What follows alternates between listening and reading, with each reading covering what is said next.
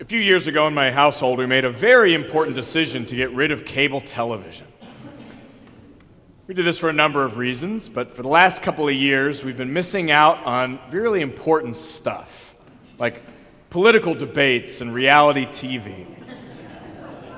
Now those two things have combined, so we decided this year in an election season that we were going to pay a little extra so that we could stream cable news because we are political junkies and we wanted to be able to watch all the elections in real time and the debates and the commentary.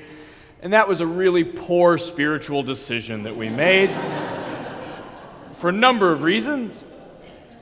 Not just because the tenor of our national dialogue, not just because we are not just even fighting on our teams anymore, but inside our teams.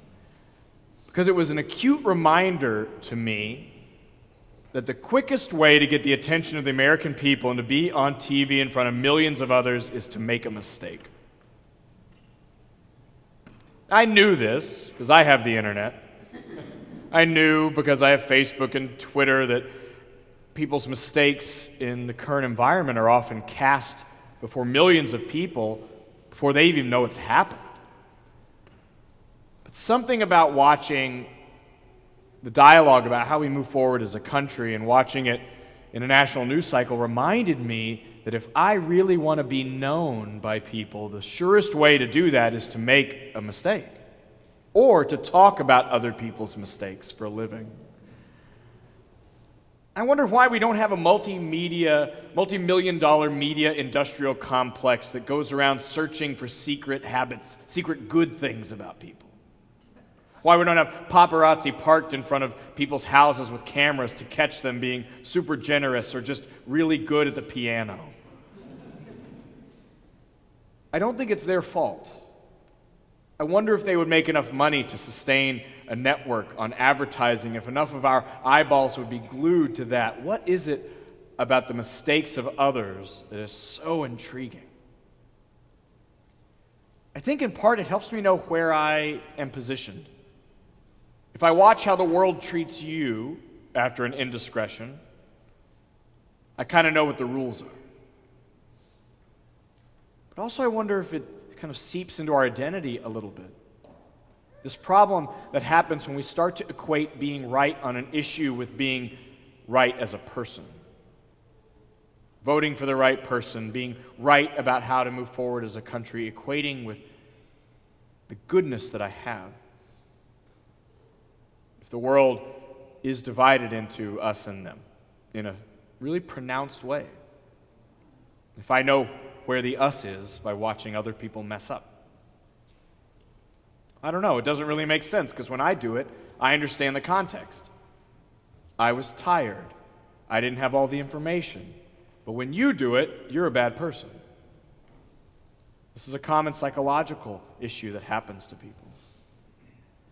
When I read the story of the Good Samaritan again this week, we were preparing to tell it to the children, it occurred to me that understanding doing the right thing and being right at a foundational level is something that we have confused for thousands of years. When I read that story, it's a complex one and one that you could dissect for months. But one of the things I saw in it was that it seems like a kind of extended meditation on people trying to figure out where they stand. Am I one of the good people? When you read that parable in the Bible, it actually opens up before the story is actually told by the Rabbi Jesus. It starts because in a lot of translations it says a lawyer, but it's more like an expert in religious law, comes to the teacher Jesus and says, so what am I supposed to do to earn eternal life? Basically, how do I get on God's right side? Jesus does a very typical thing for him. He says, well, what do you think? The guy says, well, I've been reading the books. It says I'm supposed to love God and love my neighbor as myself. Jesus says, you're doing great. Keep doing that. And then the guy asks him the follow-up question, which is, well, so who's my neighbor? And I think that story is an extended meditation, an answer that says, once you ask the question, who's my neighbor? Nobody is.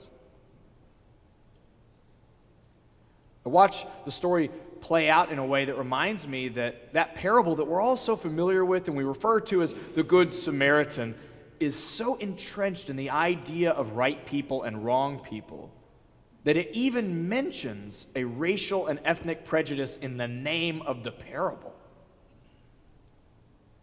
It's saying that there was an exception to the rule with those people. One of them was the good one. There are still people who descended from the Samaritans today. How must they feel about a parable that has that language?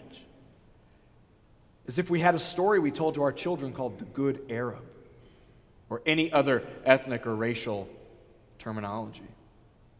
For that story to even make sense, it has to imply that some people were worthy of derision, literally unclean and untouchable at the time of the story.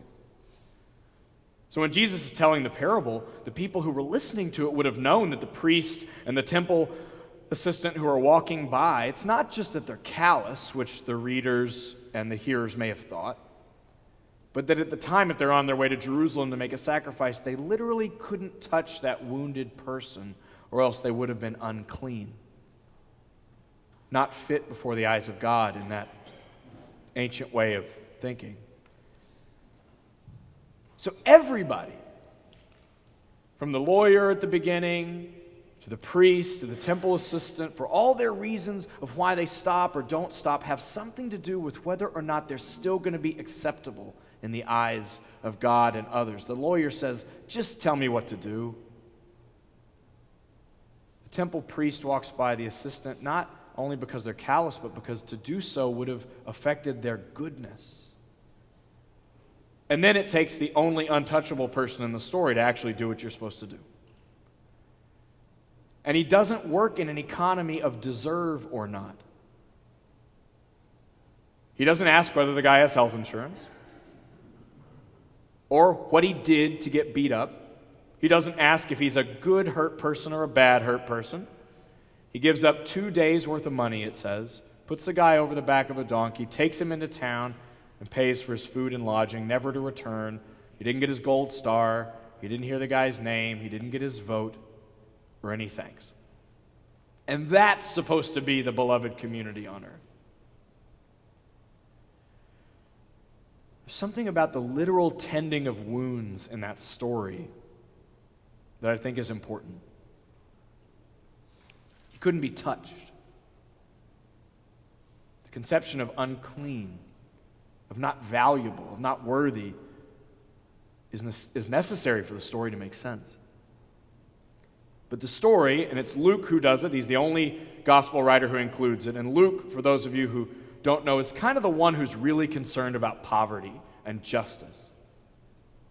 He's the one whose Beatitudes don't say, blessed are the poor in spirit, they just say, blessed are the poor. Luke's the only one to include this story, and it's a different economy of what it means to be a person. Entirely different way to look at the world. I heard a story from a member of our community this week in which she said she learned about how to be treated by someone tending the wounds of a person who could never pay her back. I was helping a woman plan her memorial service while she's still alive. It's actually kind of an interesting process if you want to do that someday. She's in her mid-90s. Was telling me a story about 70 years ago when she was growing up on a sharecropper's farm in a small town in Texas right after the Depression. At the age of 5 or 6, she had grown up picking cotton. By the time she was in elementary school, when she could attend, her hands were calloused and cut from picking cotton, selling it for a day's wage. So this child knew what that meant, knew what it meant to walk up to somebody and be valued for your day's labor. She said that when she was in her early 20s, her mom got sick with stomach cancer. And so her job was to show up every 4 hours at her mom's bedside and give her a shot of morphine for months. Now, this is right after the Depression. She told me they didn't have disposable needles, so they had to boil them every time. And she told me with this kind of common sense, it didn't even occur to her that there was another option and caring for her mother in this way, and even told me about a moment where she had learned from her sister about how to do the injections. Her sister was a nurse and brought her an orange and showed her one time how to do it. She said one time one of the needles broke. And I asked her, as a person who's never encountered such a thing, "What did you do?" And she looked at me like a person who grew up on a sharecropper's farm in the Depression. She said, "Well, I pulled it out." That relational ethic of care, there was no other option for her. For this person that was declining before her eyes, yes, her mother, but a person who couldn't pay her back in any conventional sense. She told me right after the story, she didn't connect the two, but I think they're connected, about what it was like for her daughter to come out as a lesbian to her in a small Texas town in the 1960s. When a person tells me a story one right after another, in my mind, they're connected for some reason. She said that when her daughter came out to her, she struggled with it. She didn't know what to do. Like I said, she grew up on a post-Depression sharecropper's farm. This was not something that she knew how to understand. She talked honestly about how she struggled with this and still does. She's 90, in her 90s, talking about she still struggles with this part of who her daughter is at her core, but told me, "I made a decision in the 1960s that I could either love her or lose her." I thought, I wonder if that's related to her spending day after day at the bedside of a person where she knew that the relationship was more important than any of her discomfort. Being in right relationship was the most important thing.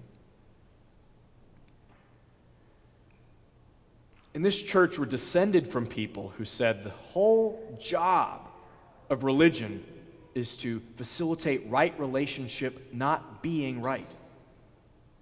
When the Universalists said that there was no way to get on God's right side, it didn't matter what you believed, it didn't matter what church you went to, it didn't matter what you had done or not done, or whose wounds you had tended, or what color your skin was. There was only God's right side.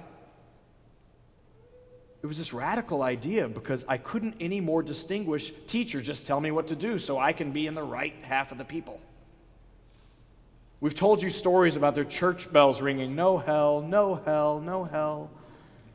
About farmer preachers telling people to start loving their enemies now because they were going to spend eternity in heaven with them. These are the people who weren't allowed to serve on juries in some states in our country's early history because they couldn't be trusted. I was hoping that would have been the case for me a few weeks ago. But the reason why they thought they couldn't be trusted, because they thought if there were no right people, these Universalists couldn't give people what they deserved. Maybe they were right. But it's not anything goes. That was the huge misconception with the idea that if all people at their core deserve love no matter what, then it never mattered.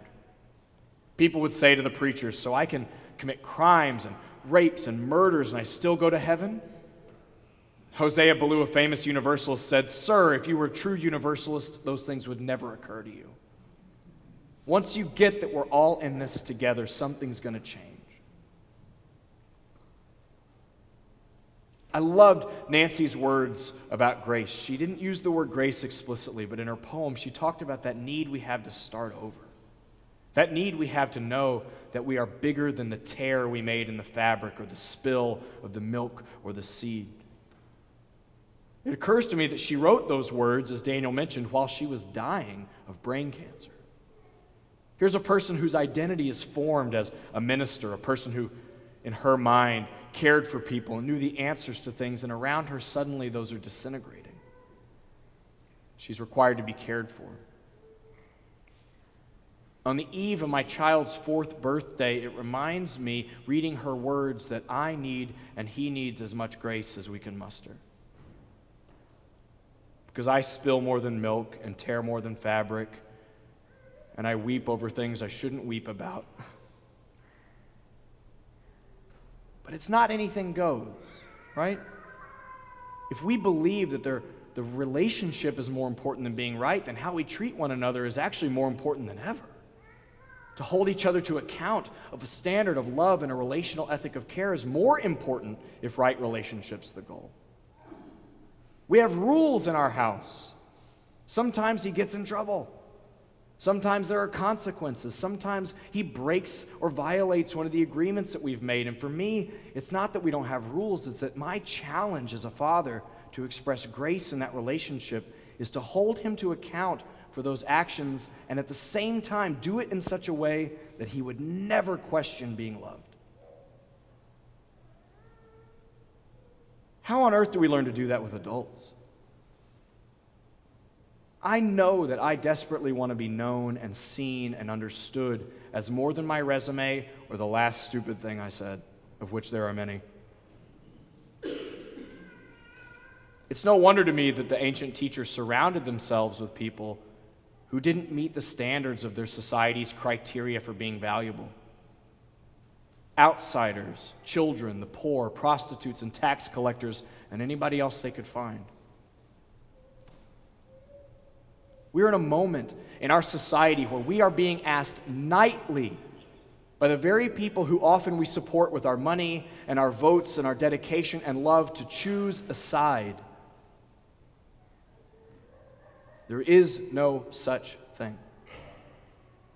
Yes, we will search for justice. Yes, we will try to be on the right side of history. Yes, we will try to support the right people to lead our country. And yes, we will try to do the right thing. But if we confuse doing the right thing with being the right person, we have lost. If we ask the question, who is my neighbor, then we have none. We need a society of grace more than ever, I feel. And the surest way to prove to others that it's possible, to prove that it is possible in this world to be known and loved beyond our mistakes, is simply to do it, so that other people will know it's a possibility and return the favor when it is us on the roadside. May it be so, today and all days.